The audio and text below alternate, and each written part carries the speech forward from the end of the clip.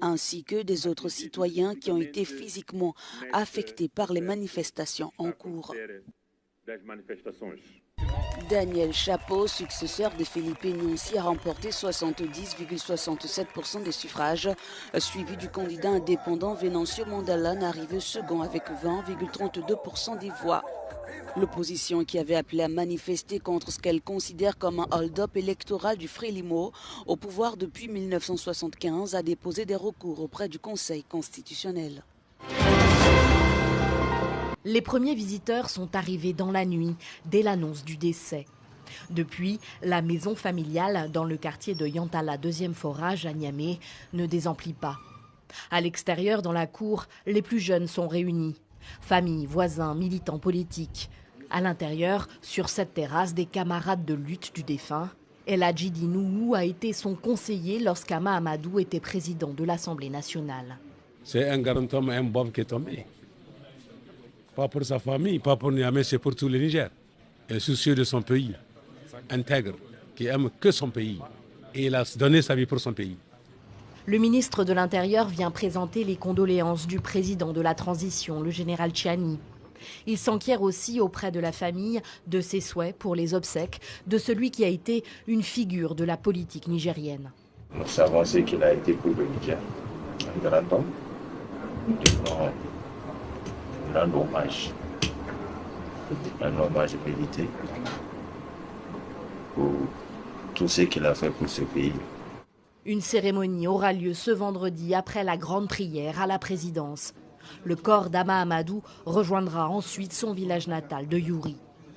C'est au début des années 2000 qu'Ama Amadou devient un homme politique de premier plan au Niger. Il est Premier ministre jusqu'en 2007. Nous avons réussi à remettre plus ou moins en marche le pays, à faire réémerger l'État, à ramener la confiance entre les gouvernants et les populations à la base. En 2009, il connaît la prison une première fois pour une affaire de détournement de fonds présumé. La justice prononcera finalement un non-lieu. Ama Amadou fonde ensuite son parti, le Mouvement démocratique nigérien, puis se présente une première fois à la présidentielle en 2011, mais se rallie au second tour à Mahamadou Issoufou, qui est élu et le nomme alors à la tête de l'Assemblée nationale. Mais l'entente de circonstances fait long feu et Ama Amadou s'oppose rapidement au chef de l'État. En 2015, il retourne en prison pour une affaire de trafic de bébés dans laquelle l'une de ses épouses est mêlée. Bien qu'incarcéré et sans avoir pu faire campagne, il termine deuxième à la présidentielle de 2016, derrière Mahamadou Issoufou, réélu.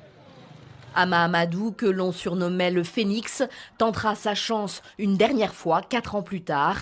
Mais la magistrature suprême lui échappe encore. La Cour constitutionnelle rejette sa candidature pour la présidentielle de 2020. C'est Mohamed Bazoum, le dauphin de Mahamadou Issoufou, qui l'emporte. Après une période d'exil en France, Ama Amadou rentre au pays après le coup d'État de l'été 2023. Il se faisait depuis discret. Les prévisions s'annoncent positives pour l'économie égyptienne. Dans son dernier rapport, le FMI estime qu'elle connaîtra une forte reprise au cours de l'exercice 2025-2026, avec une croissance du PIB située à 4,1%. Une prévision qui marque une augmentation significative par rapport à l'estimation de 2,7% pour l'exercice 2024-2025. Pour la campagne 2023-2024, la croissance du PIB est tombée à 2,4% contre 3,8% l'année précédente. Une chute notamment provoquée par la crise monétaire et la guerre dans la bande de Gaza. 2 événements qui ont conduit à la baisse des recettes du canal de Suez et au ralentissement du tourisme. Les perspectives économiques de l'Égypte sont encourageantes grâce au soutien des institutions financières internationales et des partenaires au développement. En février 2024, le pays a signé un accord de 35 milliards de dollars avec les Émirats arabes unis pour développer la région de sa côte nord. Cependant, l'inflation continue de poser un défi important en Égypte avec une hausse des prix à la consommation enregistrée à 24,4% au cours de l'exercice 2023-2024.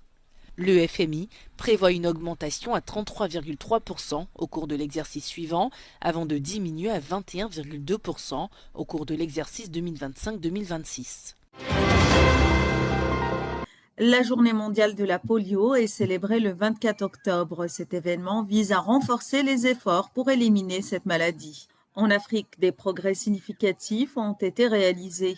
Les autorités sanitaires ont annoncé que seuls 134 nouveaux cas avaient été signalés en 2024 dans plusieurs pays, dont le Burkina Faso et le Niger. La région de l'Afrique australe a connu une amélioration notable. Aucun cas de poliovirus n'a été enregistré en Afrique du Sud depuis 2022. Cependant, des défis demeurent, en particulier dans les zones de conflit. Selon l'UNICEF, 85% des enfants atteints de polio en 2023 vivaient dans des pays fragilisés par la guerre. Ces zones ont connu une augmentation de cas au cours des 5 dernières années. Au Soudan, les conflits entravent les campagnes de vaccination. La couverture vaccinale a chuté de 85 à seulement 53%. Dans certaines zones de conflit, elle est encore plus basse et atteint les 30%. Malgré cela, des interventions d'urgence de l'UNICEF sont mises en place. Le roi Charles III reconnaît indirectement les appels de certaines anciennes colonies de la Grande-Bretagne à faire le point sur son rôle dans la traite transatlantique des esclaves. S'exprimant dans le cadre d'un sommet des pays du Commonwealth à Samoa vendredi, il a ajouté que le passé ne pouvait être changé. S'il a admis que les aspects les plus douloureux de l'histoire continuaient de résonner, il s'est abstenu de mentionner les réparations financières demandées par certains dirigeants. Aucun d'entre nous ne peut changer le passé, mais nous pouvons nous engager de tout cœur à en tirer les leçons et à trouver des moyens créatifs pour corriger les inégalités qui perdurent. Le dirigeant britannique a rejeté les appels des pays des Caraïbes qui souhaitaient que les dirigeants présents à cet événement biennal mentionnent cette question dans leur déclaration conjointe finale. Alors que nous regardons le monde et que nous considérons ces nombreux défis profondément préoccupants, choisissons au sein de notre famille du Commonwealth le langage de la communauté et du respect et rejetons le langage de la division.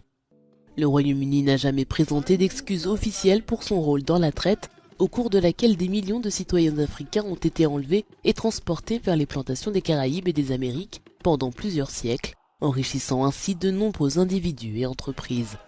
Des études estiment que la Grande-Bretagne devrait entre des centaines de millions et des milliers de milliards de dollars de compensation aux descendants d'esclaves.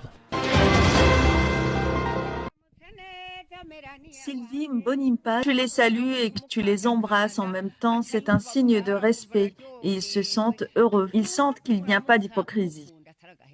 Malheureusement.